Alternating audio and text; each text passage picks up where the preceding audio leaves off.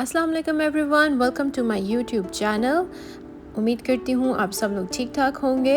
आज की वीडियो में मैं आपके साथ शेयर करने वाली हूँ अपने लिविंग रूम का मेक ओवर। किस तरह हम थोड़े से फ्रेम्स ऐड कर लेने से, थोड़ा सा कलर चेंज कर लेने से एक रूम की लुक बिल्कुल चेंज कर सकते हैं। तो लेट्स स्टार्ट।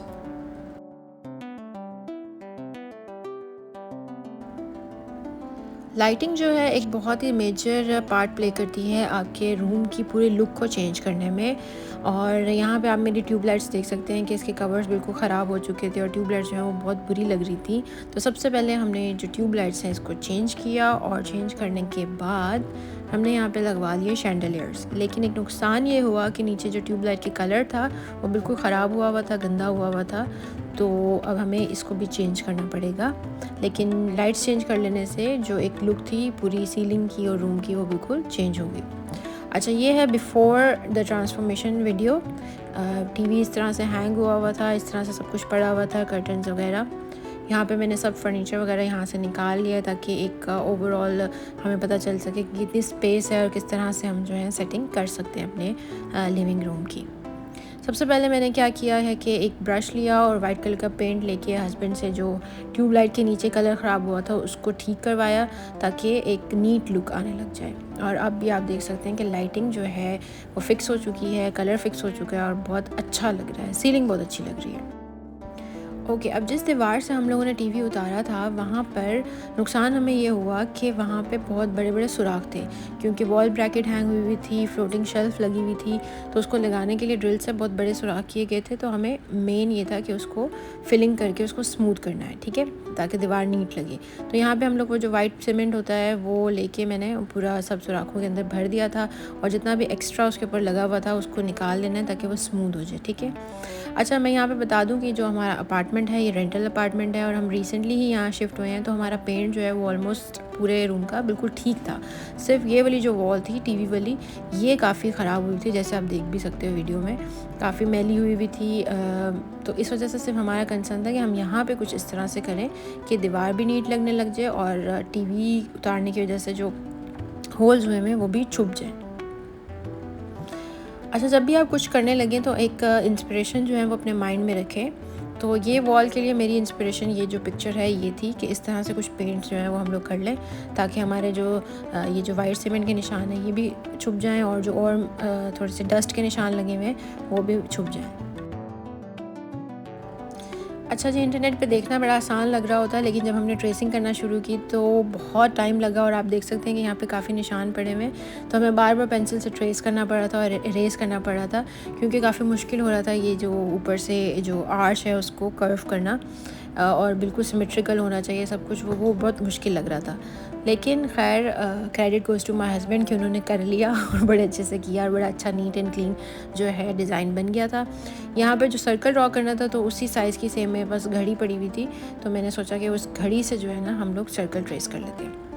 उसके बाद दूसरा मुश्किल जो काम था वो था ये मास्किंग टेप की मदद से इस तरह से आउटलाइन बनाना ताकि आपका जो पेंट है वो लाइन से बाहर ना जाए। Again credit goes to my husband कि ये मुश्किल काम भी उन्होंने ही कर दिया और ऑनेस्टली इसमें बहुत ज़्यादा टाइम लगा था।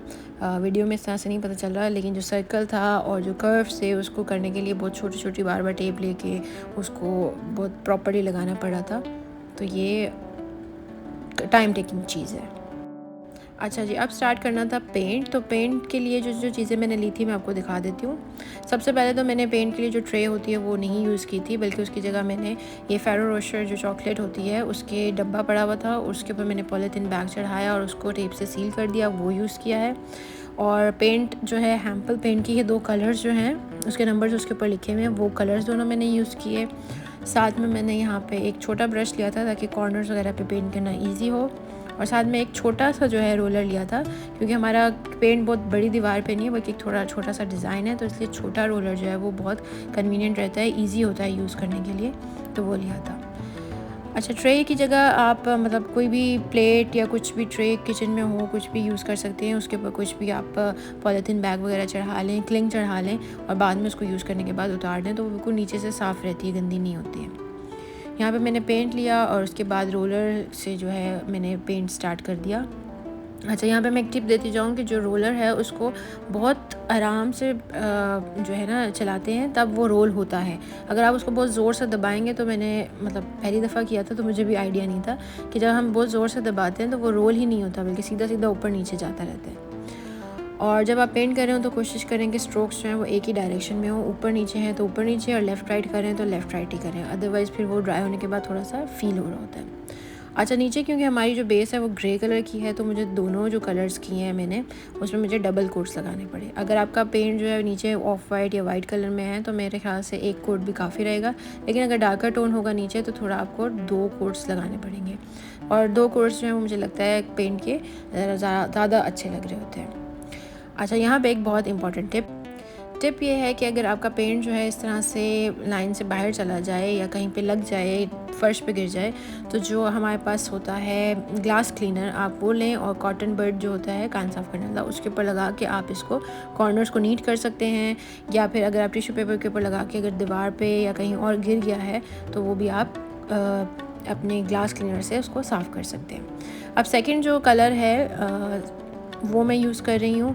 इसमें भी आप देख सकते हैं कि फ़र्स्ट कोट के बाद नीचे जो वाइट सीमेंट के पैचेस हैं वो नज़र आ रहे हैं, इसलिए उसके भी मैंने 2 कोट्स दिए थे। और 2 कोट करने के बाद और उसको ड्राई होने के बाद हमने जो मास्किंग टेप लगाई थी वो रिमूव कर दी। मास्किंग टेप लगाना जितना मुश्किल काम था, उसको उतारना उतना ही सेटिस्फाइंग सा था। और दूसरा एक खुशी भी हो रही थी कि जो वॉल इतनी गंदी लग रही थी पैचेस वाली, तो वो एक इस डिज़ाइन से सिर्फ थोड़े से कलर्स ऐड कर लेने से बिल्कुल डिफरेंट लग रही है और बहुत अच्छी लग रही है। अच्छा, ये सारे कलर्स हमने रात के टाइम किए थे, अब बाकी का काम जो है वो नेक्स्ट डे करेंगे।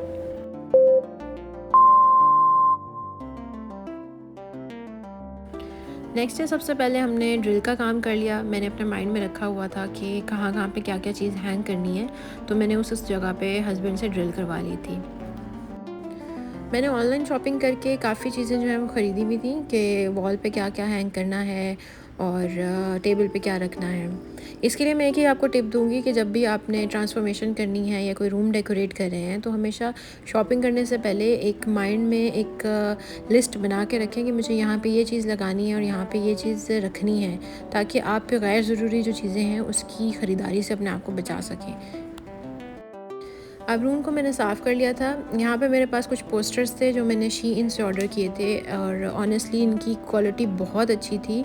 बिल्कुल कोई पेपर टाइप मटेरियल नहीं था, बल्कि बहुत अच्छी क्वालिटी थी। और इनको मैंने फ्रेम किया है और एक वॉल के ऊपर जो है मैंने ये हैंग कर दिया है, और ये लगने के बाद बहुत अच्छे लग रहे थे। और अभी तक आपको वीडियो कैसी लग रही है ज़रूर कमेंट करके बताइएगा, और अगर आपको वीडियो अच्छी लगी हो तो अपने फ्रेंड्स और फैमिली के साथ लाजमी शेयर कीजिएगा।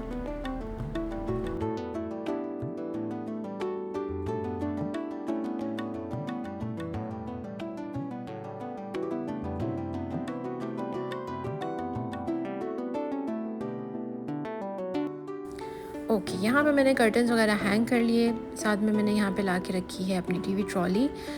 टीवी ट्रॉली जो है मुझे लगता है कि बेस्ट रहती है कि आपका जब दिल करे आप सेटिंग चेंज करने की, यहाँ से उठा के वहाँ, वहाँ से उठा के यहाँ, तो आप कर सकते हो। लेकिन जब आप वॉल के ऊपर हैंग कर देते हो अपना टीवी, तो फिर उसके बाद आप बाउंड हो जाते हो कि आप सेटिंग जो है ना चेंज नहीं कर सकते। इसलिए मैं कहती हूँ कि टीवी ट्रॉली जो है वो बेस्ट रहती है। यहाँ पे मैंने रग बिछा दिया है। रग में भी आप देख सकते हो कि ग्रे कलर आ रहा है, थोड़ा सा बेज कलर आ रहा है, और थोड़ा सा उसमें ब्राउन का भी शेड आ रहा है, ताकि वो सब चीज़ों को कॉम्प्लीमेंट कर सके।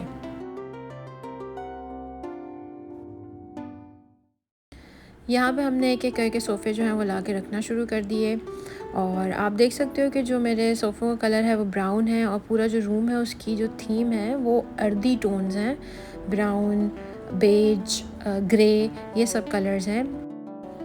यहाँ पे मैं एक बात शेयर करूँगी, मे बी आप लोग में से काफ़ी लोग मुझसे एग्री करें कि जब भी घर सेट कर रहे हों तो हमें ट्रेंड्स को फॉलो नहीं करना चाहिए कि जी आजकल ये वाला ट्रेंड चल रहा है, ये वाला कलर स्कीम इन है और इस तरह की सेटिंग करनी है, ये चीज़ यूज़ करनी है, बल्कि वो चीज़ें हमें यूज़ करनी चाहिए और वो कलर्स इस्तेमाल करने चाहिए जो कि हमें ख़ुद को पसंद हो, ताकि आप जब बाहर से थक के घर पे वापस आएँ तो घर आके आपको खुशी महसूस हो, सुकून महसूस हो। अच्छा, यहाँ मैंने सोफ़े के ऊपर जो कुशन्स थे उनको अरेंज करके रख दिया है। आप देख सकते हो कि मेरे सोफ़े प्लेन थे, प्लेन ब्राउन कलर में, तो मैंने उसके ऊपर जो कुशन्स हैं वो प्रिंटेड रखे हुए हैं, तो वो ज़रा अच्छा लग रहा है कि प्रिंटेड कुशन्स हैं और प्लेन सोफ़े हैं। यहाँ पे हमने टेबल ला के रख लिया है और हम चारों तरफ से जो है इसकी अलाइनमेंट चेक कर रहे थे कि ये सही है और सेंटर में है या नहीं है। इसकी रीज़न ये है कि टेबल जो है वो काफ़ी हैवी है, तो हम लोग चाहते हैं कि एक ही दफ़ा इसको अच्छे से मिडिल में रख दें ताकि रोज़ रोज़ इसको हिलाना ना पड़े। अच्छा, मुझे लैंप्स जो हैं वो बहुत अच्छे लगते हैं, इसलिए मैंने अपने घर के हर रूम में कहीं ना कहीं 1-2 लैंप्स जो हैं वो लाजमी रखे हुए होते हैं, और यहाँ पे भी मैंने 2 लैंप्स जो हैं वो ला के रख दिए थे। यहाँ पे मैंने साइड टेबल जो है वो रखा है सोफ़े की साइड पे, और मैं ज़्यादातर साइड टेबल ही यूज़ करती हूँ, जैसे कुछ चीज़ वगैरह रखनी हो, चाय का कप या फिर पानी का गिलास वगैरह या मोबाइल वगैरह, क्योंकि सेंटर टेबल जो होता है अगर उसके ऊपर आप ये सब चीज़ें रख दो तो वो बहुत ही मेसी सा लगने लग जाता है। साइड टेबल क्योंकि साइड पे पड़ा हुआ होता है तो इतना ज़्यादा फील नहीं हो रहा होता, इसलिए मुझे होता है कि सेंटर टेबल के ऊपर जो आपने डेकोरेशन की चीज़ें रखी हैं सिर्फ वही हो, बाकी और कुछ एक्स्ट्रा ना पड़ा हुआ हो, ताकि रूम जो है उसकी लुक नीट आए। और ये जो है ये मेरा फेवरेट पार्ट है, क्योंकि ये सारी चीज़ें मैंने बहुत पहले से मंगवा के रखी हुई थी। जब से सोचा हुआ था कि मैंने लिविंग रूम की ट्रांसफॉर्मेशन करनी है, तो तब से मैंने ऑनलाइन चीज़ें ऑर्डर करके रखी हुई थी, और अब मैं इनको लगा रही थी तो मुझे बहुत अच्छा लग रहा था कि जो जो चीज़ें माइंड में थी, एक इमेजिनेशन थी कि यहाँ पे ये लगाना है और ऐसा लगेगा, तो वो सब कुछ असल में सामने देख के मुझे बहुत अच्छा लग रहा था।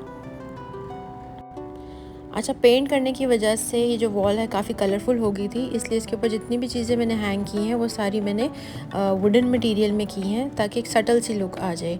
जैसे वॉल क्लॉक है, ये शेल्फ़ है, ये वॉल हैंगिंग जो है और जो फ्रेम है, ये सारे वुडन मटेरियल में हैं। अब ऑलमोस्ट हमारी जो ट्रांसफॉर्मेशन है वो कंप्लीट होने वाली है, और ये जो वॉल थी जो सबसे ज़्यादा गंदी लग रही थी पहले, यहाँ पे सुराख भी हुए हुए थे और पेंट भी काफ़ी ख़राब हुआ हुआ था, गंदा हुआ था, लेकिन अब ये कलर कर लेने से और चीज़ें वगैरह हैंग करने से ये वॉल सबसे ज़्यादा अच्छी लग रही थी। अब यहाँ टीवी ट्रॉली की साइड पे मैंने कुछ ट्यूलिप्स जो हैं ये भी मैंने ऑनलाइन ही ऑर्डर किए थे, वो मैंने रखे हैं। दूसरी साइड पे मैंने एक कैंडल रखी है और एक ये डेकोरेशन है वो रखा है।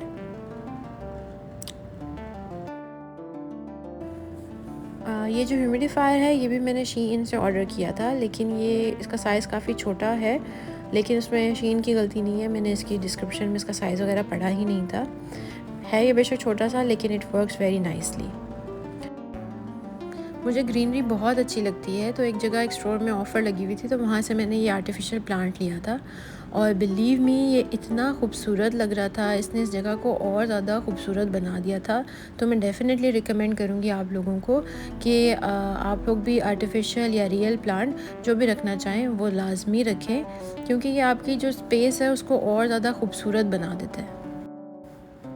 यहाँ पे मैं सेंटर टेबल जो है उसको सेट कर रही थी। ये जितनी भी चीज़ें मैं इसके ऊपर रख रही हूँ ये मैंने पहले से ही ख़रीद के रखी हुई थी। मैंने वीडियो के शुरू में भी कहा था कि जब भी आपने कोई रूम वगैरह सेट करना है या किसी रूम को डेकोरेट करना है, तो जो भी चीज़ें हैं उसकी लिस्ट माइंड में बना के फिर शॉपिंग करनी चाहिए, ताकि आपको गैर ज़रूरी चीज़ें जो हैं वो ख़रीदें ना। तो यहाँ पर मैंने जितनी भी चीज़ें हैं वो मेरे माइंड में थी कि मैंने यहाँ पर ये चीज़ रखनी है और वहाँ पर ये चीज़ रखनी है, तो उस हिसाब से मैंने जो है वो सारी चीज़ें ख़रीदी हुई थी। मैंने मोस्टली जो चीज़ें हैं वो शीन से ऑर्डर की हुई हैं। शीन का जब पार्सल आया था तो उसकी भी मैंने एक वीडियो बनाई हुई थी, वो भी मैं इस चैनल के ऊपर अपलोड करूँगी। उस वीडियो में मैं हर चीज़ का नाम, उसकी प्राइस वगैरह सब मेंशन करूँगी, तो लाजमी चैनल को सब्सक्राइब करें और बेल आइकन को प्रेस करें, ताकि जब भी मैं वीडियो अपलोड करूँ आपको नोटिफिकेशन मिलता रहे। अब आप लोग एंजॉय करें ट्रांसफॉर्मेशन के बिफ़ोर एंड आफ्टर की वीडियो को। अगर आपको ट्रांसफॉर्मेशन अच्छी लगी है तो कमेंट करके ज़रूर बताइएगा, वीडियो को लाजमी लाइक करिएगा, और अगर आपको वीडियो अच्छी लगी हो तो अपने फ्रेंड्स और फैमिली के साथ लाजमी शेयर करिएगा।